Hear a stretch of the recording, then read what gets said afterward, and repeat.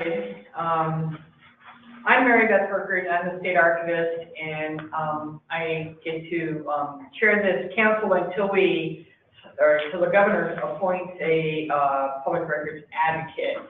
So the main focus of this meeting today is to kind of set the process that we want to use to select our candidates to pass forward to the governor as the nominees. We're required to submit 3 to the governor to select from those 3. So the council will vet the applications that we've gotten to date. A little bit of background and everything. The public records advocate ombudsman has been an idea that actually Michael and I have kicked around probably the last 8, 9 years that we've thought about it. We've done a lot of research into what other states have as far as public records advocates, public records ombudsmen have. And when the bill was going through and everything, the one thing that we had looked at were the 2 states that had really robust programs. Were Indiana, where it's totally 100% independent. It's 2 people who service the entire state of Indiana on public records issues. And then Connecticut was the other one that's more of a commission that hears and vets. Connecticut, ironically, started out independent, but now is directly under the governor's office due to budget constraints and that sort of thing. But the one thing that we noticed that part of the whole thing with the public records advocate in all these other states is the training aspect, not only for agencies, but also for the general public, and the whole basically being very transparent, very upfront with what they're doing and how they're moving forward and working on that. So kind of, the expectations that I have is as we move forward with this council is that we're going to select 3 candidates that we would be happy with any 3 being nominated. I think we have a unique opportunity here to make this really a very positive step as far as transparency and accountability go with public records. And so I think that's keep in the forefront of our mind. If we only see 1 good candidate and maybe 2 marginal candidates, are we going to be happy if the governor selects a marginal candidate? Or do we, my expectation is that we would select 3 candidates that we would all be very happy with, regardless of who the governor selected.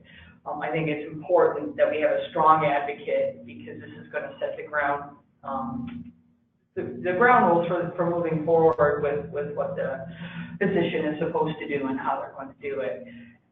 The qualities that I kind of see moving forward would be that they understand the public records law, and not only the access part of the law, but the retention part of the law, because they do feed into one another.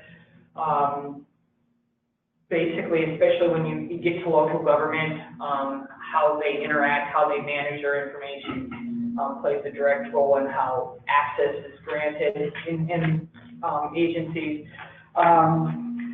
That they're trusted, independent. They're really good training. They got to be strong in the training and public speaking area, because in looking at all the statistics for I think I looked at 14 or 15 of the state's public records ombuds people, and the number one thing they said changed the playing field for transparency and accountability was training, not only agencies so that they knew what was expected of them as state employees or public employees, but the public, in order that they know how to make a good request, how to be most efficient in getting what they need. And there is a big misunderstanding.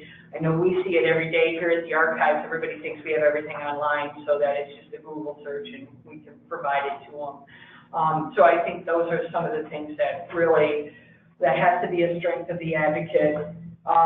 mediation expertise, because there are going to be times when they're going to have to be the mediator with some of these requests, and good management, so that this stuff is moving forward, it's not getting bogged down. I think one of the big things, regardless, and I would expect that initially there would probably be a lot of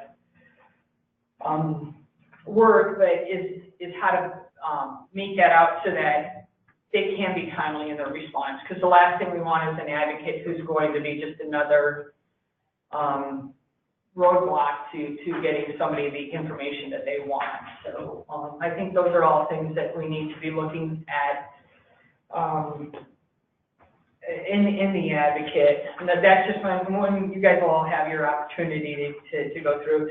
The other expectation is that as the council, is that what we need to do, we need to expect that there are going to be public records requests, and that's why those of you that didn't have a public email address, we gave you, and thank you all for responding back with that. So you should be hearing from our IT department either today or tomorrow as to how to log in and get your passwords. So then what we've set up is a group email, and it's, I think, PRC and underscore, I like that. So if we could use that and use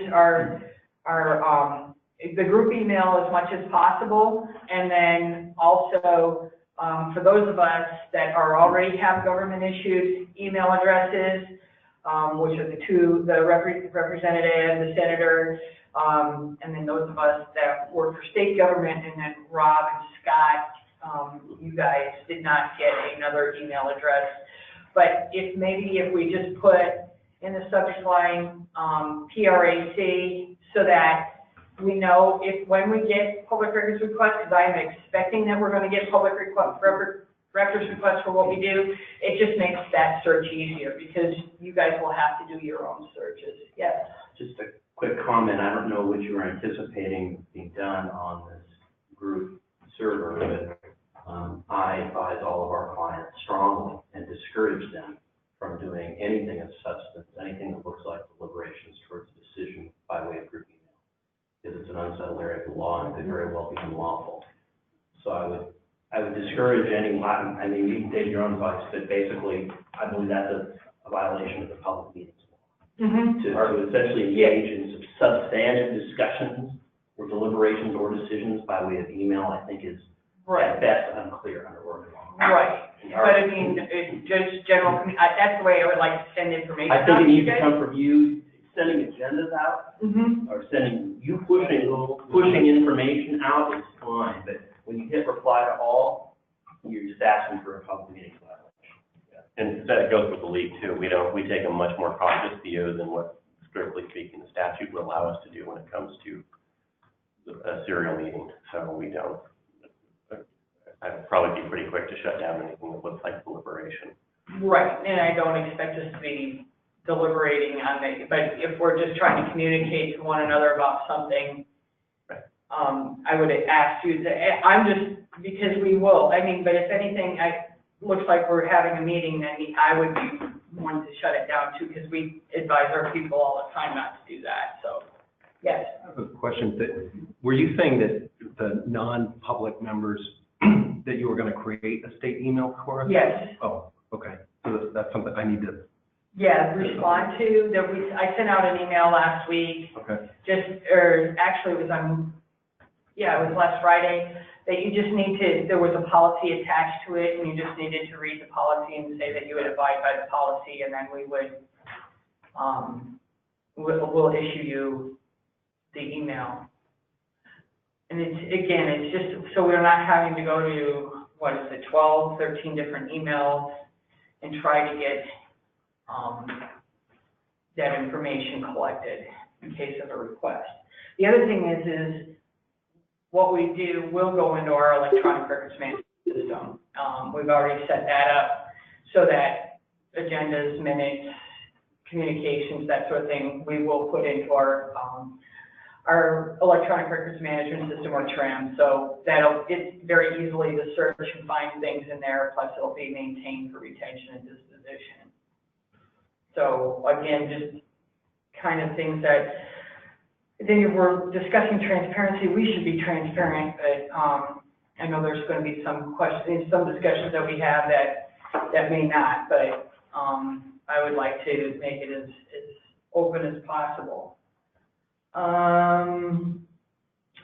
So I think that's all that I kind of have as far as what I see as expectations and moving forward. I know we're on a very tight deadline, because technically if the person is supposed to start at the first of the year, it really will need to go to the legislature during the November legislative days. The nominee, or the governor's selection would have to go to the legislature in November, so that they can be approved, and then move forward to start on January.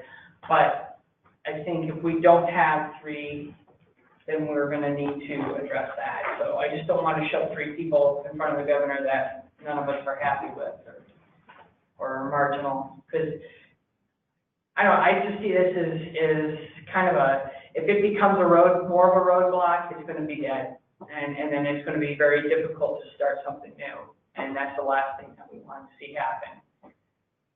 So, could we do a quick round of introductions? that's what I was just getting to. So the next thing we'll do is go around and if you want to introduce yourselves, what you do, what your role is, and then maybe what your expectations of this group is. That would be great. So I'll start with you, Rob, just because you're in clockwise order. I'm Rob Levette, I'm legal counsel for the Association of Working Counties. I've been a county lawyer one way or another for the last 25 years, and I've pretty much used every public records order for Lincoln County, Oregon for the last 25 years. So I've been involved with public records law for quite some time. And with Scott and Mark, we've been around with a lot of these statutes for a while. In terms of expectations, I agree with everything you said, Mary Beth, and I think my further expectations for the PRAC, or whatever we call it, will be to continue to look at the implementation of Senate Bill 41, 106, and House Bill 2101, and see what kind of refinements and improvements we might want to suggest to the legislature on a moving forward basis as we see these things roll out next year. And I'm sure, because as everybody knows, it is the most significant and major public records law reform since 1973, and so I'm sure there are bugs. I'm sure there are things we got to clean up. So I think it probably falls on us to catch those and alert the legislature to the need to tune those up. I'm not so worried about the exemptions because, as you all know, House Bill 2101 sets up a sunshine committee to review them. Now there was 559, but then they added more. In fact, Senate Bill 106 has another one too. So there's probably 560 some exemptions. So we got a sunshine committee that can review all those. And I, for myself, I got off of that one. Whole county council, Morgan Smith, agreed to be on that for the county. So that's a plus for me. So anyways, rattle on long enough. Michael Crone, I'm special counsel to the Attorney General, Helen Rosenblum. I'm her delegate to this fine group. I have been working in public records law for a decade in Oregon, and I care a lot about the issue primarily because I feel that our government ought to work for us, and that's kind of why a democratic form of government was created, in this country 200 plus years ago. And I think the best way to make sure that's happening is for people to know what's going on, be able to ask questions, and expect that their leaders will have answers. So that's kind of my personal story, I guess, about transparency. My expectations for this group, I think you guys kind of nailed 2 of the big ones. I also am hopeful, because the Sunshine Committee is going to be very busy with exemption review, that this group will be a place to consider other potential reforms to the public records law that the Attorney General's task force didn't quite get to in time to propose legislation for the previous session. I know there are a lot of concerns with cost of public records access. That's probably the biggest one. Maybe the way in which public records decisions get reviewed. I know there were some concern about reporters being sued by various government entities for having requested public records, and I think there may be some desire to come up with a better way. So just being open to further tweaks to the law in addition to, as well as making sure that the ones we made last time around are working as intended. I'm Representative Kahn Power. I have Southeast Portland, Milwaukee, and Oak Grove. Previous to my legislative role, I was a local city councilor. I've been through League of Oregon Cities public records training. I've seen the wide spectrum of the way that people handle public records at the local level, especially when some of my peer cities don't have staff. And I'll echo your comments. I'm really pleased to be here, and this was a really exciting appointment for me. So I'm looking forward to helping to contribute to this. My name is Marc Linera. I'm a lobbyist, have been a lobbyist for 20 plus years, representing public entities. I've been called many things, but not an exterminator, Rob. So I'll be looking forward to finding those bugs that we may have missed. Obviously, was involved with much of the legislation that was enacted this previous session. As Rob said, this was a pretty monumental change, particularly with timelines for local governments now. And I've been saying for many years that it was coming, and it finally came home to roost this session, and probably very justifiably so. My expectation and hope is that we can find 3 individuals, as you said, that we can be excited about. I agree wholeheartedly with you that this can't fail. This person can't fail because the public really has been suspicious of government for some time, and recent history here in Oregon hasn't helped much. And I think that it would be, this will be a very important position to hopefully be able to restore the public's faith in what we're all trying to accomplish. I'm Scott Winkles with the League of Oregon Cities. I've been with the League for 11 years. I just got my first longevity check, so I'm really excited about that. But like Mark and Rob, I think the 3 of us have touched most public records bills since going back to 2007. We've seen our fingerprints on a lot of what's in the statute now. We were a part of the agreement that brought the changes in the last session. We intend to look to this group to implement those based on the legislative intent. I also add cities viewed 106 somewhat differently than our local government colleagues, in that cities are may utilize the services of the ombuds, mediator, advocate. I'm sure we've settled on a name yet, but advocate.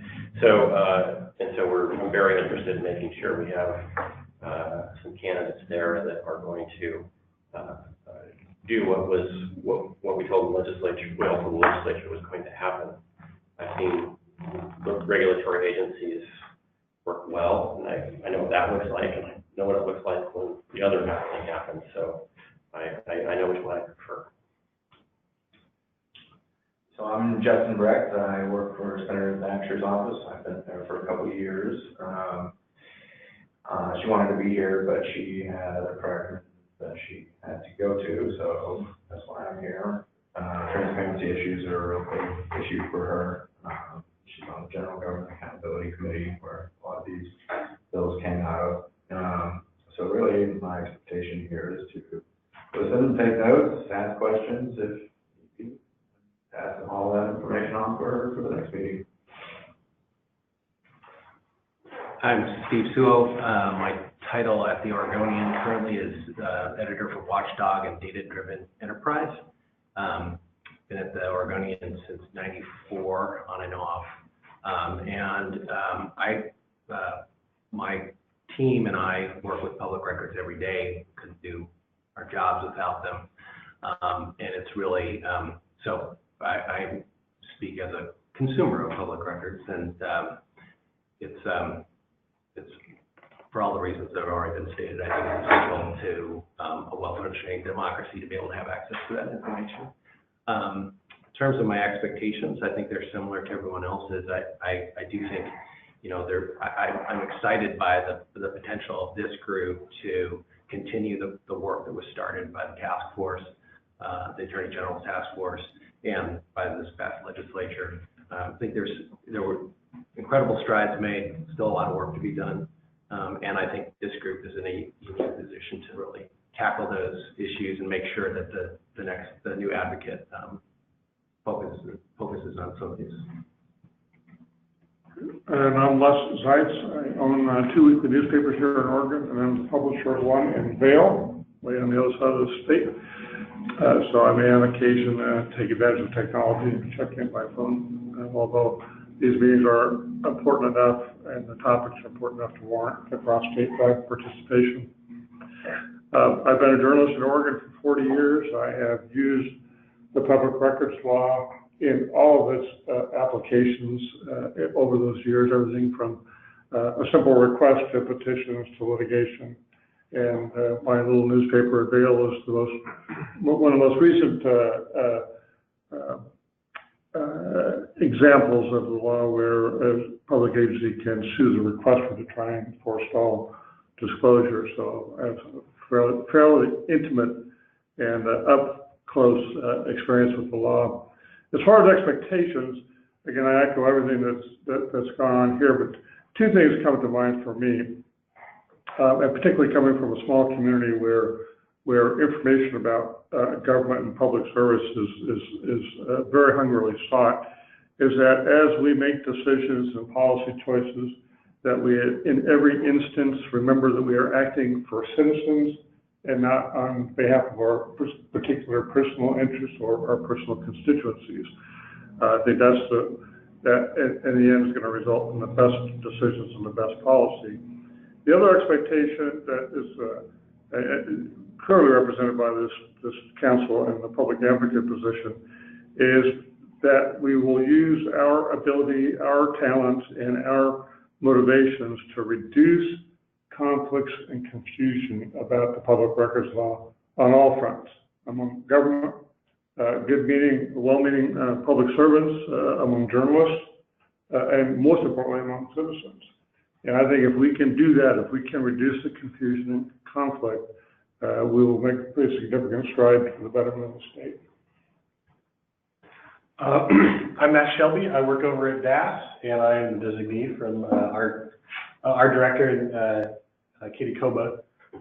I've been at DAS, I can't believe it now, almost 5 years here at state government. Prior to that, I worked at Portland Public Schools for almost 8 years, and so I've been more than a decade now kind of on the public entity side of public records requests. And Steve mentioned consumer, and I think it's a word that resonates with me.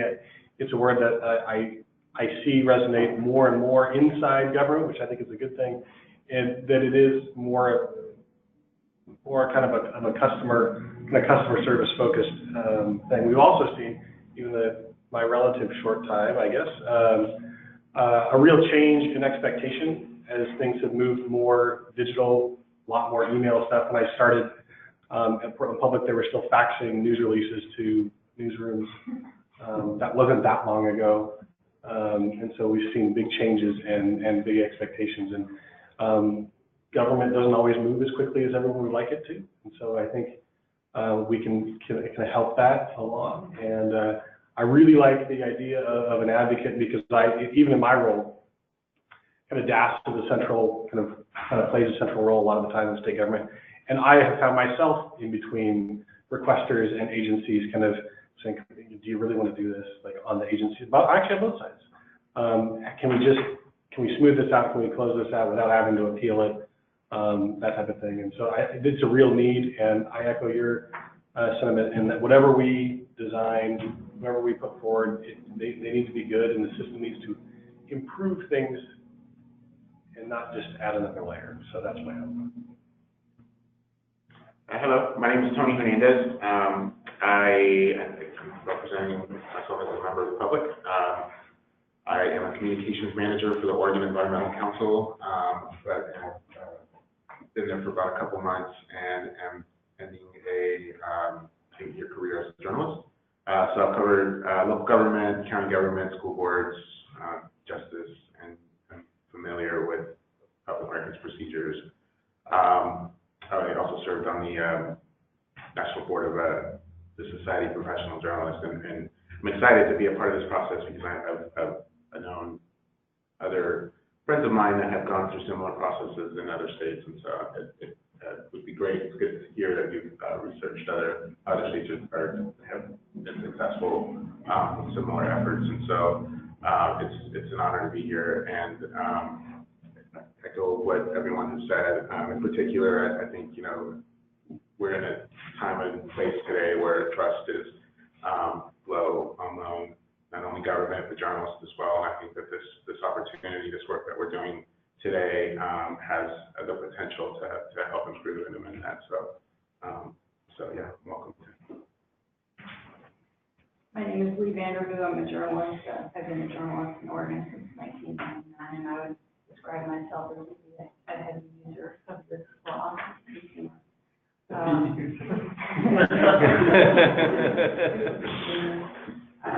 I'm presently tested.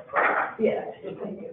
I'm the nominee, or was the nominee of the Society of Professional Journalists here, so part of my mission is to ferry back information to journalists in our reporting community here in Oregon and talk to them a little bit about how they feel about these changes. By day, I'm managing director of Investigate West, so my job here in Oregon is to coordinate large investigative projects that we execute in collaboration across media organizations. That involves a lot of public records work. It also involves me writing a monthly column about transparency issues in the state, which has given me the opportunity to talk with a lot of folks who are also consumers of public records, but who may not have the experience that we all have here in using the law. Gives me a little bit of perspective about how it's been working for them.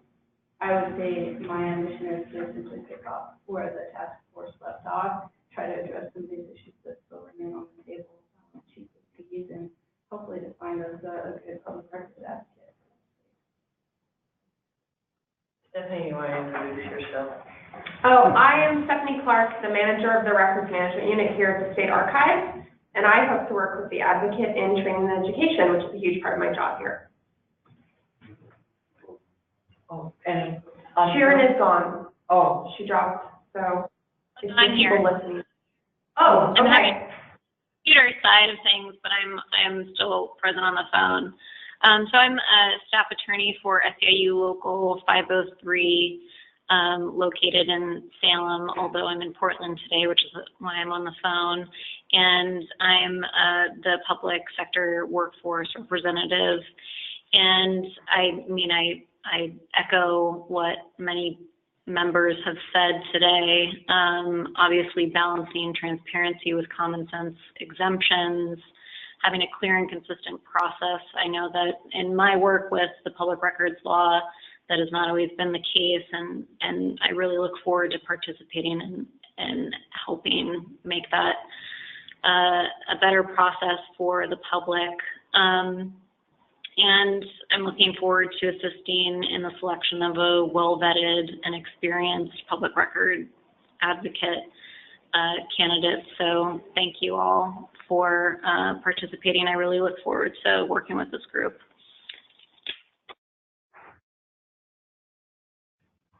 okay. So I think next we have the public records advocate qualities. I know the job announcement went out. I had emailed, I got the applications last night after 5, so I apologize for getting them so late to you, but we have, I think, 12 or 13 applicants that came in the first batch. I have some paper copies here if anybody wants to take a look at them, but I've emailed them all to you, both to the group address and to your regular address that I had initially to contact you with. So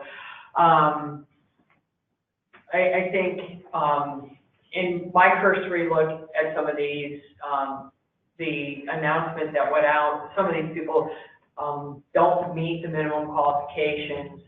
And so I think those are one of the things that we need to look at is, are we just going to eliminate them right off the bat and then look at the ones that are remaining and then move forward with those? Do we have 3 good quality candidates there? Or do we want to, I guess, what are your expectations for the public records advocate? I think one of the things is I know that the expectations of the committee, the expectations of the advocate, so we just need to take a look at these and then kind of set a deadline as to when we're going to move forward with, do we have 3 good ones in here that everybody can support? So I guess I have a question for you. Yeah. As comments. So you mentioned first batch, anticipating there's going to be subsequent batches. Essentially, the first batch is everything we had up until last night. When the position closed. Oh, okay. So maybe the fine. Right, the position is officially closed. Okay, let me clarify that. Yeah, the position officially closed.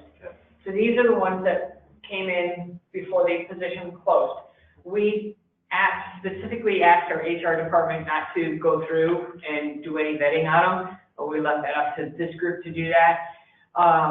So this is what we have. We can reopen the position immediately. It won't take any time to reopen it if we don't feel like we have a good group of candidates in here. We may have 1 or 2 that we like, but knowing that we have to push forward 3.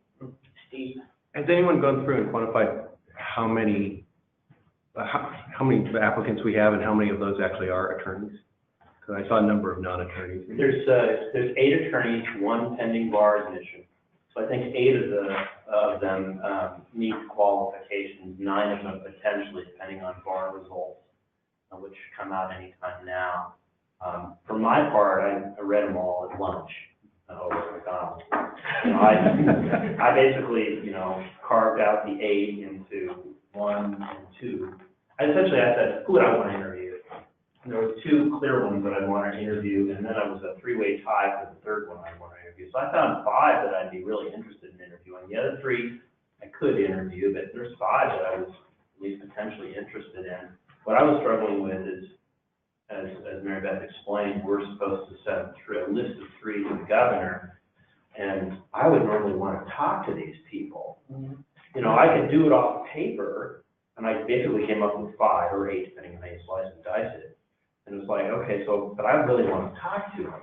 But again, we're on a time crunch, and so I'm not sure mechanically how we want to do that. And again, I caution everybody, what we shouldn't see happening is reply to all the here are my picks. I think it just violates public meetings law all over the place. I don't think it's a problem with each of us individually sending our top picks to Mary Beth for her to accumulate, and then we can talk about that. But I suspect we'll need to meet again pretty quick. But I don't know how do people feel about what I've said? I mean, Rob, I imagine I probably identified the same 5 people as you. Probably. I think it maybe not in the same order, but I think there were 5 people that I thought very clearly were qualified and expressed interest in the way that I thought. But I don't know if that's enough, and we may not agree on. I don't know. It doesn't seem to me like if we don't want to rush this on one hand, right? And we don't want to. On the other hand, we want the Senate to confirm somebody in November, which is November 13 through 15. 13 through 15, which is a little over a month away. And the governor, my experience with gubernatorial appointments and interviews, they usually take months to do that. So, if we were fair, maybe we could equitably divide it. We take half the time the governor gets that. We take half the time to narrow it to 3, and the governor gets half the time to narrow it to 1. Does that seem fair? I wish Emily was here to say, no, I know the time or whatever, but. I'm really reticent to recommend a name to the governor that we haven't talked to. So I think we do need to agree on some interview questions and bring, I've got about 5 in here that I think we should talk to. Probably. I mean, we may all have the same 5, but I think. Can we update with it? Because we need to move fast. Maybe if I can make a suggestion that each of us sends a list of the top 5 you'd like to interview from what Mary Beth sent, and just send it to Mary Beth. And then Mary Beth kind of collates them and picks the top 5 numerically, and maybe we talk to them. I don't see them here, honestly. I think we need more candidates. I think there are some very qualified candidates, but when we talk about, you know, the qualities that we want to see in a public records advocate, you know, lawyers certainly, management experience, training, mediation experience, all really good with 5 or 6 of these, right? But that consumer-facing piece, I only see that in 1 candidate or 2 candidates. And as qualified as some of these folks are, they don't seem to have the experience either mediating or speaking on behalf of the public or the consumer. I don't think government needs another attorney who only has experience working for the government. I think if I were working, we wouldn't be here. So I was a little disappointed not to see more candidates coming from, say, the DA's offices, where they have experience mediation, making decisions on both sides, and really practicing the public interest test. And maybe from candidates from out of state who might have really significant experience in a role like this. To me, that just seemed to be a gap. So I actually have a question to that effect. I was only appointed on last Thursday. When was the position open? When did it close? And where is there a description of the position I can get? Okay, the description's on the Public Records Advocate website, which is part of our website right now. The state website, the state website, since it closed, it's no longer available. It's on, it was on Oregon Jobs too. It was on the state website until the 1st. But we can get you a copy of that. Yeah, I can get you. Yeah. Pardon? It was open until, Sunday night. Yeah, Sunday night it closed, so. And it was open, I believe, the 19th. It was open for 2 weeks. Yeah, September 19th. And that again is one of those things, because it opened right after the governor named the council. And then the job notice went out, was posted, and then, it closed Sunday night.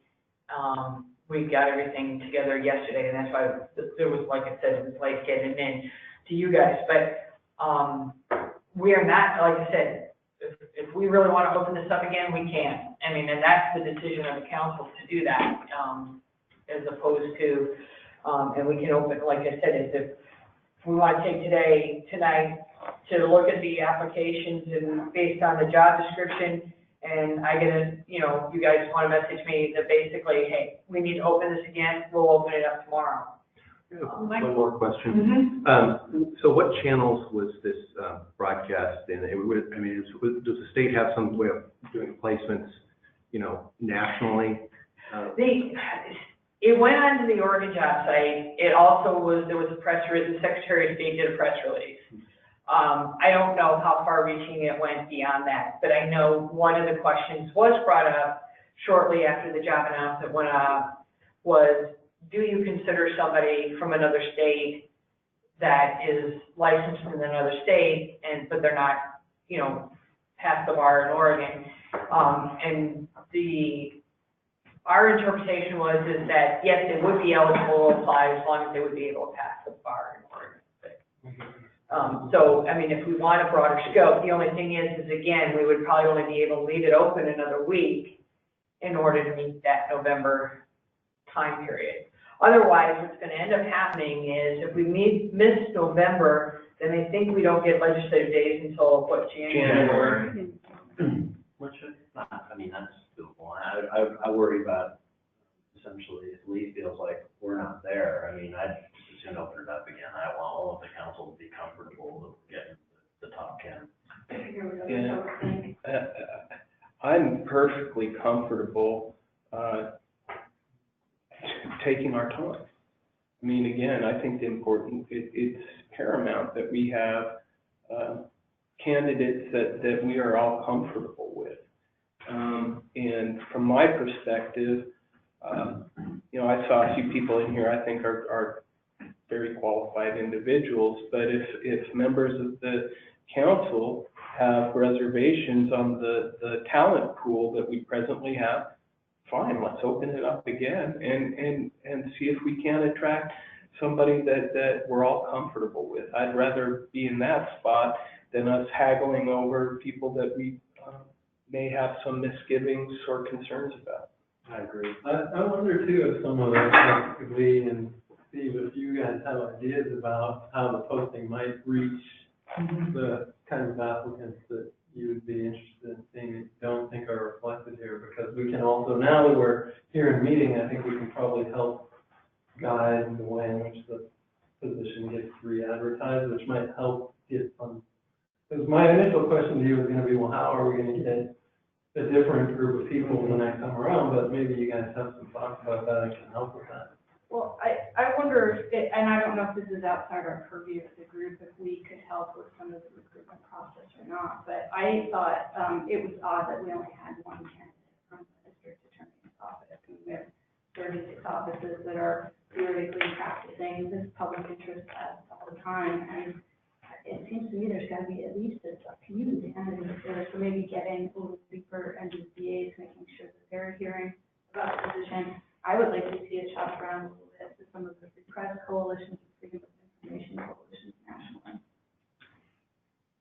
Yeah, I don't have, I mean, like I said, is I know in the secretary is communicated this to us is that we're more than willing to open it up and get a wider spread, as long as we know where we're going to post it. So if we open it up again and we get the announcement to everybody on the commission or council, can you guys then post it to some of these other areas and just direct them to the website to get the right applicants? Because that's, like I said, is my number one thing is just I want to have the right person because I don't want to fail. I just think that this is one of those things that if it fails, it's going to set us backwards, not forward. So we need to have 3 really good, strong candidates to move forward. I guess I would say, I do feel like we have some really strong candidates in here, and I think probably I'm intrigued enough to want to know more about. I haven't had a chance to thoroughly review the resumes, but I'm intrigued enough to say I could probably see 3 and maybe 5 that I'd like to learn more about. But I also think it would be beneficial to have an even more robust pool, more choices.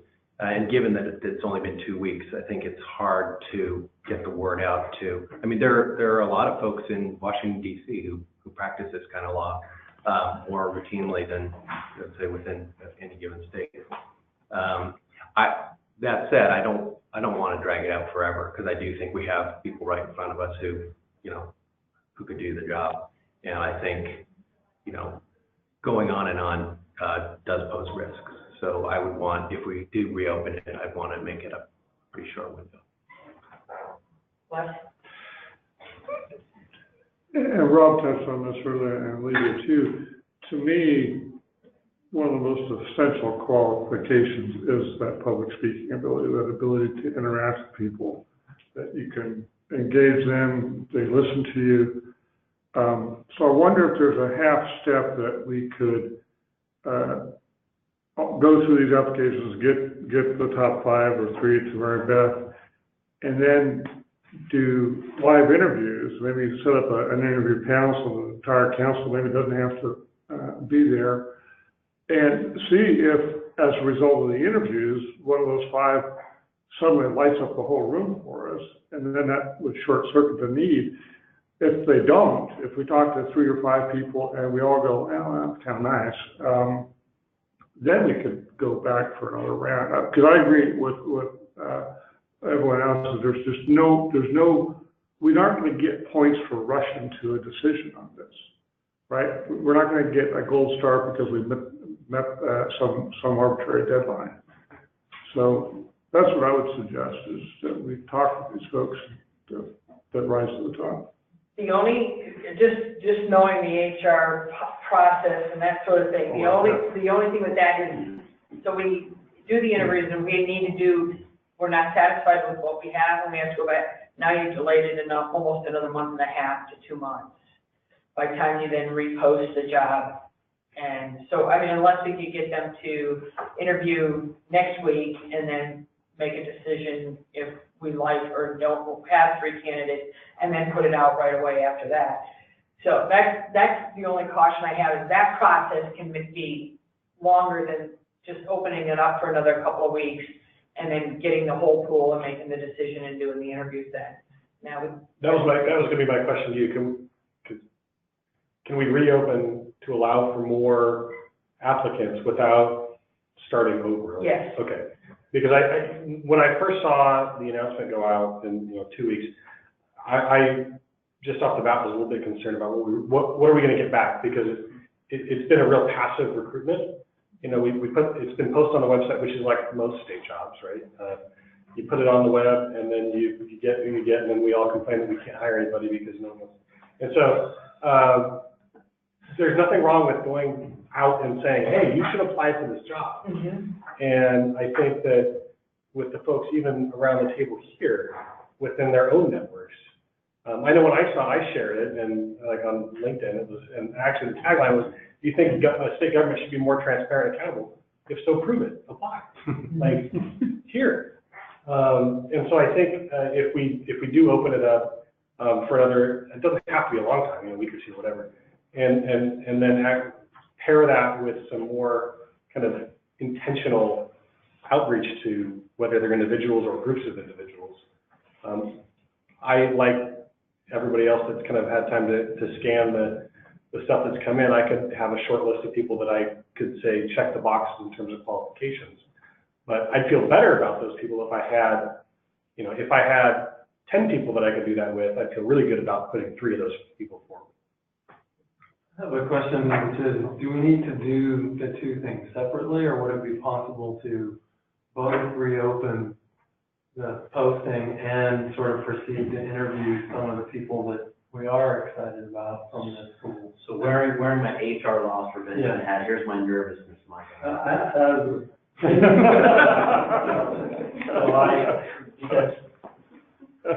So normally what you would want to do to avoid any potential, just call them pitfalls, would be that you would have the same group of folks, exactly the same group of folks, interviewing the top candidates. Mm-hmm.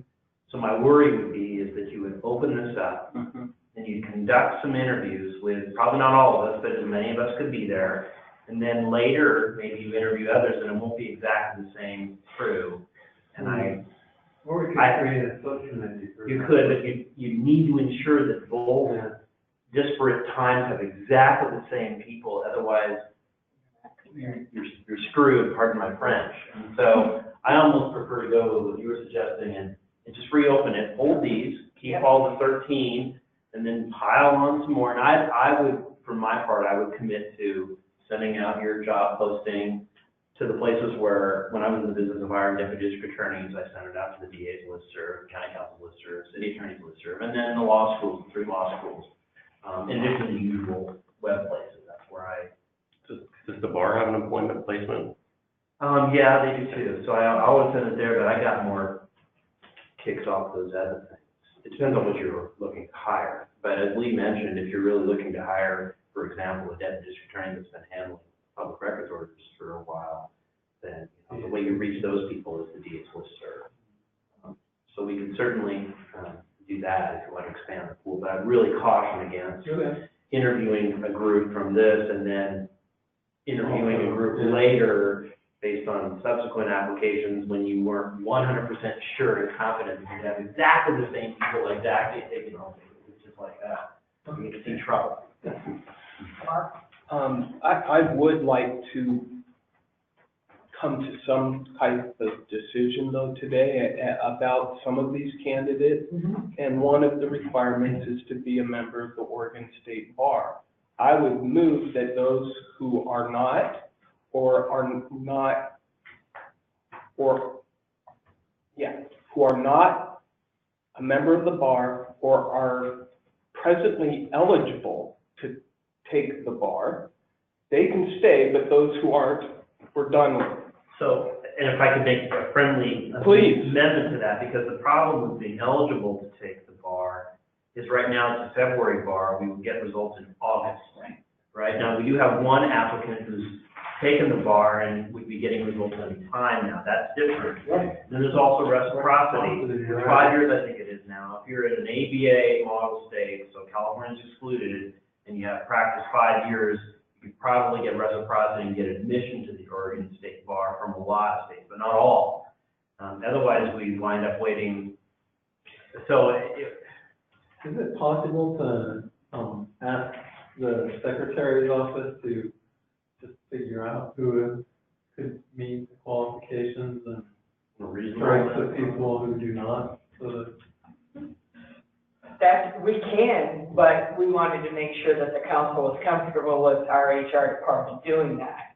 Because ultimately, we're the ones who are going to push those forward to the governor's office. And do you want our HR department making that decision as opposed to us just sitting here and saying, okay, we have 13 and we know 4 don't make it? So, I mean, right off the bat. So, I mean, they're capable of doing it.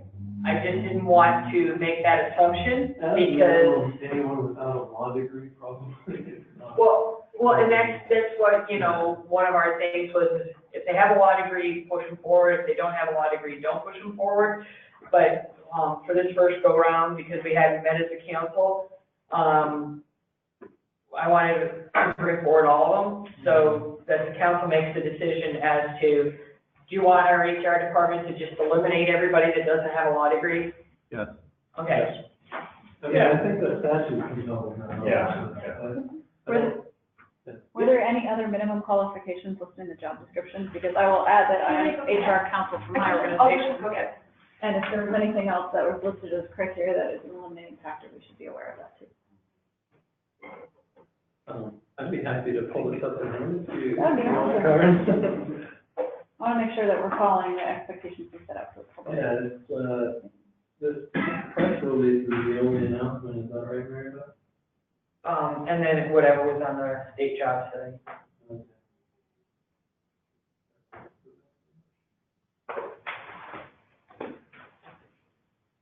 This is tiny, but, you know, it's an iPhone. But certainly I think that it sounds like we all agree with anyone without a JD. Well, I think that was the intent of the law, was that, and I think it's very clear in Senate Bill 106 that they were supposed to be an active member of the bar. It's not intent, it's plain language. Yeah. in good standing of the organization. Well, yeah, I mean, By the time they're hired. Yeah, I mean, I think we could, that 9th person I mentioned, we could interview them and we would know within a month or so whether they're a member. How many states do we have reciprocity with? I think all but 2 or 3. Yeah. Okay. So, I mean, California's the big one that's close that we don't have reciprocity. So Washington, Idaho, we all have reciprocity. we don't want anybody having to take a test in February, right? They'd have to take a test in February, and then we'll wait until August to hire them. So what if we were to say, must be a member of a state bar?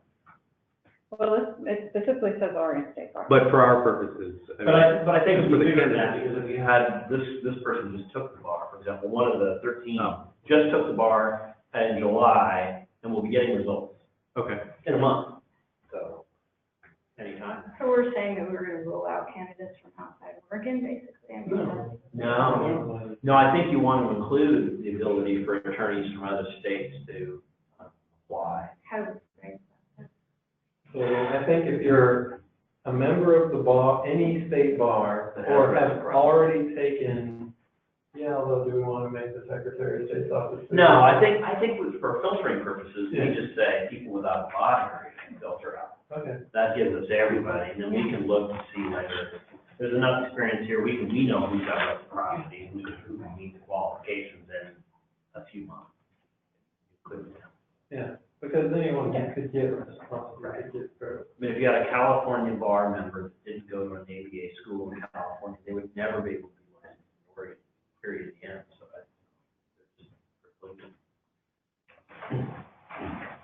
Or we could just nominate Rob and be done with it. God. I'm gonna talk to you later. Land. So, okay, so what I hear is that we want to reopen this, how long, 2 weeks, another 2 weeks? Is that what we want to push it out for, is another 2 weeks? Pardon? That works for us. I think so. That puts us to, what, the third week of October. We get it out, we open it up and get it back out tomorrow. We say a week from Friday, maybe? I think if we do that, I think realistically, we're looking at that combination. Yeah. I still think so. I'm okay with that. And I think I'm okay with that too. Yeah. And the fact is okay with that, right? It doesn't factor in all of this working. No, we can save the state a couple bucks on payroll, right?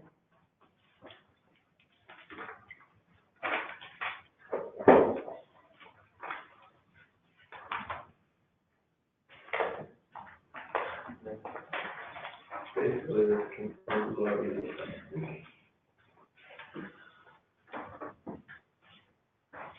So, Oh, they've got the one this year. hmm? Applicants who are not yet members of the Oregon State Bar, but who can become so quickly, are also encouraged to apply. So there you go. But again, I think your folks should still try people with that. Yes, okay, And then we can make the decision whether they can do it quickly or not. right. So I know we're sort of moving toward consensus here, so I don't want to take us backward, but if we do end up in January, do we risk losing people in the current applicant pool who can't wait that long to know whether they have a job or not? Yeah, I think so. I think at least one of your top candidates would be in that category. I would see that person being available for much longer. Yeah. And one of the other candidates that is also top, I'm guessing, I don't know these people, but I'm guessing would still be in that position. That's a good point, I hadn't thought of that. Could they be appointed as interim pending confirmation? We've done that with the agency heads before. I don't know what the HR rules are on that, but. I don't either. That's Yeah. something that we would, and I don't know if that's what Senate Bill 106, if that's allowed within that. I don't see 106 allowing that. Okay. I mean, Unless one people do 162. Yeah. But we could actually, if we can get it reopened tomorrow, so the 4th, we could have it open till the 15th, which gives them a good 10 days, and then we could re-meet on like the 16th, to go, or the 17th, to go over them, and then, get our 3, and then we could actually probably set up interviews if we wanted to do for the 20th or the 23rd, because we could do them all over the phone. We have the capabilities, or Skype them downstairs. We just meet downstairs in a smaller room, that's all. We could get something, and if everything fell into place, we would be done by the end of October to be able to get to the governor. 3 candidates if we had a successful recruitment. So, I mean, it's doable if we want to do it that way. I'd love to reopen it. I'd echo what some others said. I'm also a member of the Oregon Bar environmental section, and then an environmental nonprofit lawyer. I didn't see the job description come across any of my channels, so I didn't know it was closed until I went online to go try to find it. So I think there's some additional recruitment we can do within existing pools. Some of the candidates were terrific, but. So if we reopen it, then what I'll do is I'll ask for the recruitment announcement. I'll send it out to the group, and then you guys can channel it to where, it'll go basically on the state job site again. It'll be up on our website again, but if you guys can forward it to whomever and you can think of, then I think that's great. Then we'll just close it the 15th. I'll get everything to you guys on the 16th, and, we'll filter out anybody who's has no law degree, and then the rest of them will just bring forward, and then we can meet that week, and then probably set up interviews for shortly thereafter, and then interview our top candidates and see if we get The 3, is that amenable to everybody? And that still puts us within I the, think it's a good idea probably to calendar the meeting, even not knowing who will be Yeah. interviewing, just so that you're not, Yeah. we're not doing that on a really short notice. Yeah, I would recommend that, couple things, that we get the, 2 meetings calendared. yep, Okay, the other thing, from my perspective is that, if we could get the candidates some 24 hours before we actually sit down and talk, that would, I think, be very helpful as well, so that, we can get through all the material, prior to sitting down, because I was, like Rob, eating my lunch going through something Right. this today. right. So a day between the closing. Right, and that's what I would do, is I would close it on, probably close it on Sunday, and we meet either Tuesday or Wednesday. That would be great. And I would make sure that we had everything by midday Monday, if I have to go down and, scan them all in, and get them off to you guys. So that we can meet, we can get our list of candidates that we want to move forward with, and then, get it scheduled. But yeah, I think that if we schedule the next meeting and then the interview meeting, that would be beneficial to moving things forward. And we can even put in the job announcement that successful candidates will have an interview on this date, so that they're aware of that date is the. That would be great. Okay. That's, two comments, and one on meeting date, for what it's worth. Actually, I'll be in Portland on the 17th, early in the morning, so the 17th would work really good for me. But the other question is on the job description, can we tweak that at all, or does it have to be the same one that's gone out? I think it has to be the same one that's gone out, otherwise these people would all have to reapply. Yeah. Is there something like really important thing? Well, I don't think it's very clear that we're looking for public speaking, public presentation, conducting public trainings. I mean, that could be putting up easels, right? So since that's such an important qualification, but if that fouls things up, then we'll live with it. I think if there's any way to communicate this to our existing applicants, maybe just by my saying so here, what we're doing here is, I think our feeling is that there just wasn't enough time to get all potential interested candidates. We're not saying that the existing candidate pool is weak. No, and our HR can send out a letter to the qualified ones in here that have a law degree, that we can, we'll just say that we are reopening it to get a broader exposure. And so you will be considered with the results, because we've done that before for our own recruitment. The 4 that don't meet it, they'll get a letter that basically says you don't meet the minimum qualifications, so. Yeah, I mean, we're trying to give more people opportunities. It's not that we need broader exposure necessarily. I mean, we have plenty of good people in this list, but that's the message I would send. So if we can close it, we want to close the 14th or the 15th, that's a Saturday or a Sunday, it doesn't matter. I mean, we can close it on that Sunday. I would always go for Sunday. Pardon? I said I would always give people an extra weekend day. If it doesn't matter Yeah, for closing purposes. that's fine. And then, we can either meet the 17th or the 18th. It doesn't, the only thing I have is we have an all-agency meeting in the morning of the 17th. But you're around on the 17th, Les? And what, are you from all the way? Yeah, so are you visiting Portland in the morning or the In the afternoon? morning, So how about just the afternoon on the 17th? That works for me.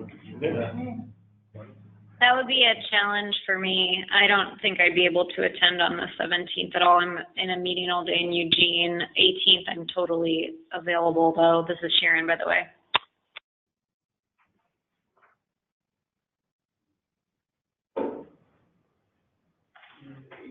Poses difficulties for me. 17th, I could.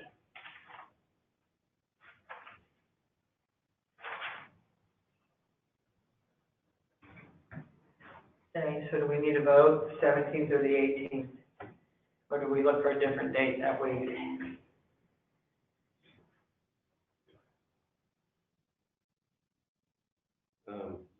We could close it on the Friday and make Monday a meeting.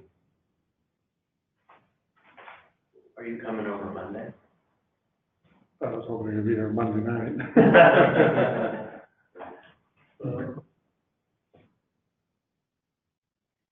Well, we have 17 to work, I can participate by phone. Okay. It'd be nice just as well a few times I'll actually be here, otherwise. If it's the 16th, I'm only available before 10 a.m. Okay, so I'm definitely not available. I think it's gonna be impossible to get everybody. right, Yeah. so how many are available on the 17th? How many are available on the 18th? Okay, so Just Sharon again on the 19th. right. Okay, so all but one are available on the 17th, it looks like. So we'll go the 17th in the afternoon, what time, 1:30, 1 o'clock? Doesn't matter, Les, you're coming from Portland? So, one. He's an hour ahead of us. He does. Oh, What time it is? How long will it take? Same time, Yeah. 1 to 4? Yeah, we can do that. Better to give us the time and end early than. Yes, than keep okay. us late. Okay, so then when do we want to do the interviews? Because we need to have, you know, do we want to do it that Friday, the 20th, or do we want to go into the next week? But I think we should consider whether we want to create a subcommittee to do the interviews.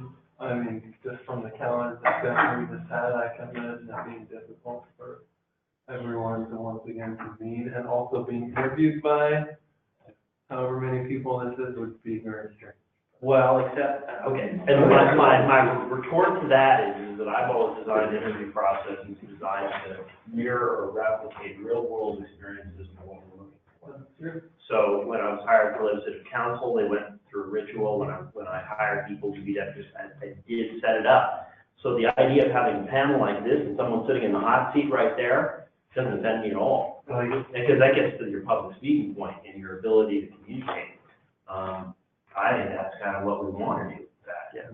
I would just urge us to do it all on the same day and make sure all the same people in the room interviewing all of the top, whatever it is, 5 candidates or whatever it is. But I agree with your point, but I just think that everybody in here is interested. So does that mean we can? Everybody here has to vote on this too. Yeah, So we all have to agree on the we're all topic. accountable for that vote. Except for me and Right. Like, Right. we're optional add-ins. Right, but We can't vote. I agree with Rob. I think the whole group should be part of the interview, only because we have to make the decision and the recommendation to move forward. And it's just, if people can make it, they make it. If they can't, they can't. But we need to have as many as possible so that we have a good voice going forward. The last thing we want is, well, those aren't the 3 I would have decided on, you know, so. Well, and especially if that's the meeting where we make the decisions, I guess. Yeah. I mean, in theory, if it was a recommendation, we could watch or get the recording of the meeting and evaluate, but, okay. So that means we have at least one more meeting to calendar. Right. Potentially two. Now, I'll just mention this, but I wouldn't recommend it. It is possible to do interviews, not the decision, interviews in an executive session. But for this type of position, I would not encourage that. I think you should do it in an open session. Yep, that would be my preference. We're gonna do an executive session, and, you know, and you're the public records advocate. The week of the 23rd is pretty open. Okay, We need to give folks a little bit more time about the date we're going to be interviewing too. How about the 24th? Just keep it on Tuesday, a week later. Good with it. That that's where I actually have that DOJ. That's the public law conference. Oh, yeah. Sorry. If, how about the 23rd? The 23rd is good for me, the 25th is, afternoon's good for me. The 26th is wide open, so is the 27th, but we can do it the 23rd. Or 23rd. Are we talking about decision time or interview time? Interview, potentially decision at the end. I do both. So we could schedule, say, 3 hours, 5 half-hour interviews, and then 30 minutes to make a decision. Is that enough time?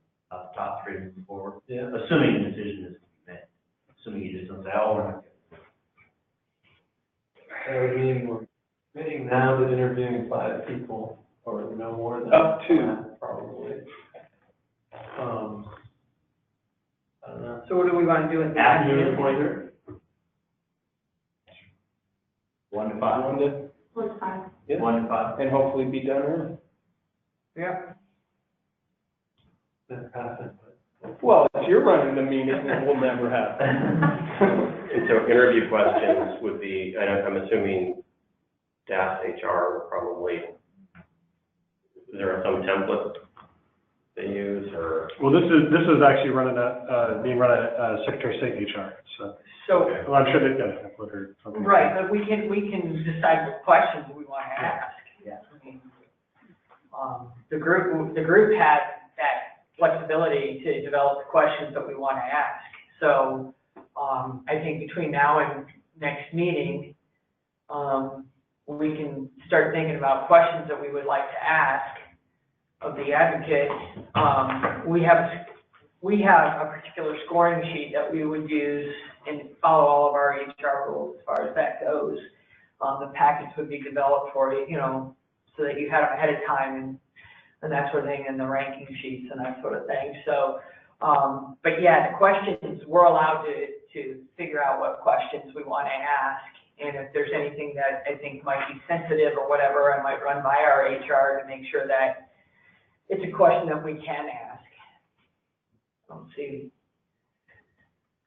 why this group can't do the questions. I know we do, in our own division, we do our own questions based on. The ones are the same for everybody. If we're gonna do that, that means we need to be committed to deciding what they are by the end of the meeting we're scheduling for Tuesday. Yep. So that means we probably need to see some kind of at least a starting template or something before that meeting. For the 17th. Yeah. Could we send you two ourselves? That way it's not public discussion, you can compile them and then we can have them to look at and discuss. Yeah, if you guys want to send me questions, Yeah. and then I'll compile all the questions and we Yeah. can decide which ones we want at the next meeting. Love it. How about that? Great. You know? So just send me questions and then we'll compile them and we'll decide the next meeting what the questions are gonna be, and I will get the recruitment open tomorrow. And who the candidates will be interviewed. Yep. Yeah. That's what On we'll the decide, 17th. yeah, that's what the agenda will be, the 17th. We'll decide who we're gonna interview and what the questions are gonna be that we ask. And the candidates that are, the advertisement will also include, an interview date of the 23rd. Yes. Okay. Can you please repeat the times on the 17th and the 23rd? 1 to 4 on the 17th and 1 to 5 on the 23rd. Got it, thank you.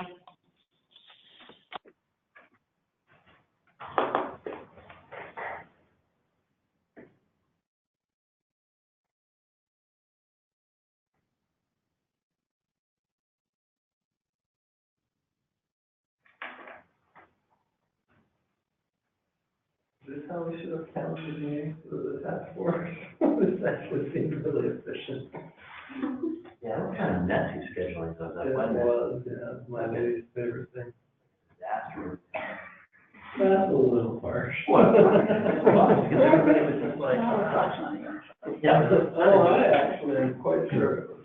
Oh. I have never Is attended. there a minimum salary for this particular position? I noticed it had the overall of this budget, and there was a breakdown. Yeah, I can get that if you want.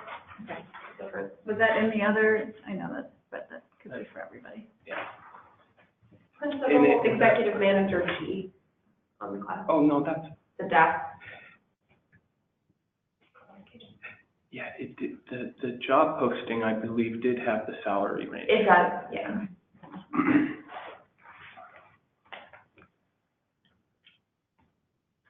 Is there anything we can do to get the jump on next meeting? Because it's gonna go fast, I think.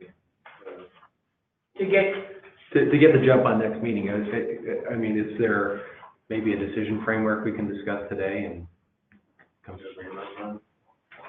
sure, I mean, I don't have any idea. Just a question. You're it. Well, you had an agenda item for desired qualities. Yes, I mean, and that's where I was going with next, is if we want to discuss what the qualities of the advocate are that we want, I think we kind of, in general, have agreed to them. But, if there's more, or if you want to, how we want to vet them out, how we want to rank them while we're sitting there reading them and before the next meeting. Is there a particular, way we want them ranked? I mean, I know how I do these things. It's How do you do? like kind of bizarrely. When I'm looking, because we have a very small profession, and so what I'm looking for, when I look for a candidate for a particular job, I'm looking for things that I know technically they're capable of doing, but I'm also looking for the things that show me that they have the qualities that we're looking for. And so I separate them kind of into two and rank them that way. Because most of the people we interview, they are technically competent, but if they don't have for us, it's really important, public speaking or a variety of different issues that they've dealt with, then it's like, they're probably not going to work out because we have such a diverse customer service base. I mean, we're dealing with, especially in records management, where we do all our public records training, we're dealing with the thousands of governmental entities in Oregon. It might be a one-person shop, or it might be Multnomah County, so can they, those are the kind of the things that we're looking for. And I don't know, that's just kind of how I look at it. So I'm going to probably weight people more on what are their other qualifications that I think are going to make them, because I always assume people meet the minimums. Although this was not the right assumption in this thing, because immediately there were like 4 people that didn't even meet the minimum qualification, or didn't fill out the application right. I mean, and that was the other piece too, is just I think if they don't, and I think, and I don't know if we want to be weeding them out or you want me to have HR weed them out, if they don't have all the pieces in there, do we just want to weed them out because they can't follow the directions? Do we really? How are they expected to follow statute? I would have a problem with that. I don't think I'm gonna be seriously considering anyone who didn't submit a complete application. Mm-hmm. Correctly. Right. So, I mean, I think we'll probably all kind of get to probably 5 or 6 people, maybe 7 people that are going to be the same ones that come up with the group all the time, and then we can just kind of hash it out, why we want, who we want. Usually, I know we always can find 1 or 2 that everybody wants, but then move forward. But I think in this position, and it's really apparent to me just from dealing with this for over 30 years, it's that understanding of how diverse the application of the law can be because of the different makeup of governmental entities. Mm-hmm. And, I mean, I've been to, places where they're literally a one-person shop, and so do they shut down the doors to do work, and, so those are some of the issues you have. And then, some of the big agencies that we deal with, whether they're local or state, are sometimes your biggest offenders. So, how do you manage that? So, but there is, but you have, I mean, and I think that's the piece that I'm looking for in the advocate is, or the nominee, is that just that understanding, is that one size doesn't fit all, we need to have somebody that can make that understanding, but then be able to apply the law the way it needs to be, Has anyone done or had to do the forced rankings when you do an application process? That's what we do. Where if you've got, I've been on panels like that where each individual member you have to rank So it's not just, these are my top 5, it's, here's my 1, 2, 3, 4, 5. And if this person, and after, really, when I've done it, it's after every interview, you know, are you sliding? And so if this person goes in, that means you're bumping, you know, everyone else below, so it forces you into that decision. And then we kind of collected that, and then it's, you know, you basically add up everyone's score, right? Like this person had 3 number 1s, 2 number 2s, and so it allows you to kind of build this then matrix of, there's not always a mathematical equation to get to the group consensus, I know that, but. Yeah, that's what we use in our agency, is our HR department uses that force ranking sheet, and it actually does get your brain around it pretty quickly. Can we design something like that, like based on a list of qualities that we develop in this room? And are we developing that list now? Is that kind of the idea? I don't think that was sort of what Steve was pushing, right? Yeah, I just think, you know, I tend to have ideas with, you know, what I would like, and I'm sure you all have ideas what you would like, or what you think is really important. So if you have those and you know what they are right now, then we probably need to agree that that's what we're looking for moving forward. That's how we're going to rank these people when we're interviewing them, so that we're all in tune to what we're looking at when we're listening to these interviews. Because otherwise, it's going to be, well, you know, I kind of like the way that guy sounded, you know, or whatever, and I don't know what I'm basing it on, but I just like them, you know. So if we have kind of some criteria that they're going to be. They're a little slow, so bear with me. So you're talking now about listing qualifications for the people we want to interview. I guess I've lost where we are on the step of how we're going to get to that list first, right? Because that's the first one. Right. Is how we're going to reach agreement on the 3 to 5. And if we're closing on the weekend, we won't get until sometime on Monday. Right. Right? So what's your expectation then? Is that everybody's read them, at least gone through them and kind of loosely ranked them, and then we can have an open discussion about Which ones move forward? Right. Okay. I think if we try to build some sort of numerical quantitative list right now, I fear that we might miss some things that we later find being important, and finding ourselves locked in, because we haven't seen all the applications yet. I don't think we need such a list. I think this group can collectively talk it through and figure out the top 5 candidates we want. I don't think we need boxes to check and spreadsheets to fill it to figure that out. But I could be wrong. I'm really glad that you Because I know I've seen that process work, and sometimes you get, you know, it just doesn't, for this type of position, I don't see that working well. Now, with one caveat exception, I assume your HR people are at the state to fully up to speed. We do have a veterans preference law. Mm-hmm. And so there is preference that needs to be given at every stage of the hiring process to those who actually check the box seeking veterans preference. So that is, but I'm sure your HR folks are all over that. So, but I would be hesitant to try to develop boxes and standards right now. I think we all loosely know what we're looking for, and we already talked about it. And we can chart it out if that's what people really want to do, and then try to assign numbers. No, I think it's more when we interview that we need to be kind of on the same page Right. when we're interviewing. When you're doing the 5. Right. I agree. Yeah. It might be nice to have a list, maybe not quantitative one, but just so that we know that we're hitting all the same bullet points with each candidate. I wouldn't want to like dive into the interview. Just sort of shoot off the hip, like, we know we have 4 we want management experience, greater experience, training experience, mediation, public speaking. We probably add in that. Having that list to filter.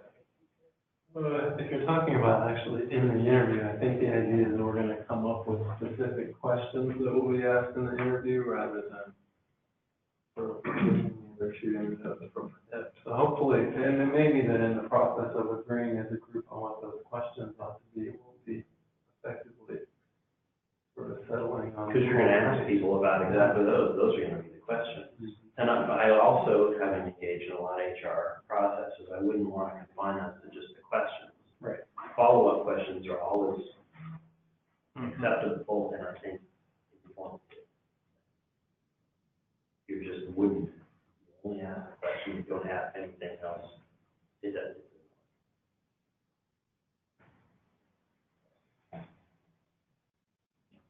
Okay, so then by the next meeting, if you guys can send me questions, potential questions for interviews, and I'll put that list together, and we can determine that as well as who our candidates are going to be. I will get this reposted with the interview date in it. I'll have HR send out notifications to the ones that we will consider that met the qualifications, that they are still part of the process, and that we're just extending it to get a larger candidate pool, and then send letters to the 4 that don't meet the minimums, that they will not be brought forward. Did we make a decision collectively about people whose applications weren't complete? Are they gonna, like, I think one of the Okay, ones. so we can put that to a vote. Is incomplete applications, are we gonna review them, or are we not gonna review them? No, I said no. No. Okay, so I think that's, Okay. yeah, no. So that's where we'll be, so we'll, make sure that that gets, and then my HR department will eliminate anybody that doesn't have a law degree, and anybody who hasn't submitted a complete application. And you'll send out the job posting to this whole council, so that'll spur us on to push it out through our own channels. And we're not doing any additional vetting.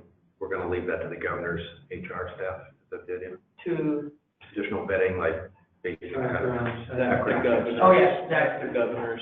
that's their, once the nominee has, we submit the 3 candidates, once the nominee has been made and then confirmed or whatever, they do whatever their background checks. I'm sure they'll do that beforehand. we can do basic Google vetting. Is someone gonna liaise with the governor's office to know the kind of compressed timeline that we're? Yeah, I have it included actually on all of our, Okay. and when we send out the minutes for this meeting, we'll do the same. Send it to Emily and, make sure she is kept abreast of what's going on. She would rather not be here today. She had a mandatory governor's staff retreat. She couldn't get out. So are you sending the full list of applications once the period closes? So we already have a list.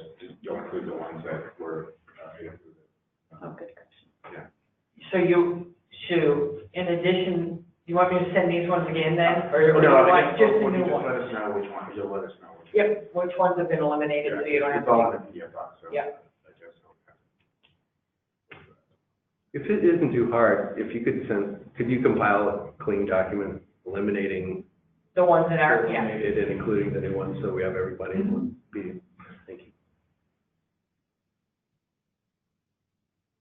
All right. Is there anything we should be aware of as far as rules, if we're gonna try to spread the word about this job, things that we should be careful not to do? Don't send it to your family. Don't mention any constitutional protected class status. On behalf of her HR people, we're only seeking those who are blank and filling your constitutional protected status. Don't get passed. Don't promise them the job. Well, how much you gotta be able to deliver on it? Yeah, I think most of the time when you just push it to those lists, we do that all the time, push it to different lists. I think the trickiest thing is gonna be that the job description is not very robust. And so people may ask you additional qualifications or what are they looking for, and you can't really fill that out for them. We have to deliberate on that together. And so Mark and Scott and I got requests to actually meet with at least one applicant prior to the meeting, and the 3 of us agreed we can't do that, and I suspect that's the answer. So I'm not going to engage in any discussion with anybody who's even thinking about it. That's right. the process has to be, Sure, transparent. yep. Like I said, I think this group will be under more scrutiny than a lot because of the whole nature of the beast, which is fine with me. But I just want to make sure that we're not doing anything that is going to circumvent any of the laws. But there's nothing wrong with our getting the word out. Right? No. You can spread it out as much as you want, and you can actually even show. I mean, it's not against HR rules to show a friend and say, here's a job that's opening up. If you're interested, apply. But you can't say, well, this is what we're really looking at. So make sure. Front page of Oregon Law. Running the banner. Yeah. Okay. See what I can do. It's just, that's how, I mean, you can't vet their application before it comes to us. Anything else? All right, so we have our next meeting time set. We'll be here. The interviews we'll probably have to do downstairs in case we have call-ins or Skypes or whatever. In case we don't want to do that. We have a technology. So with that, we are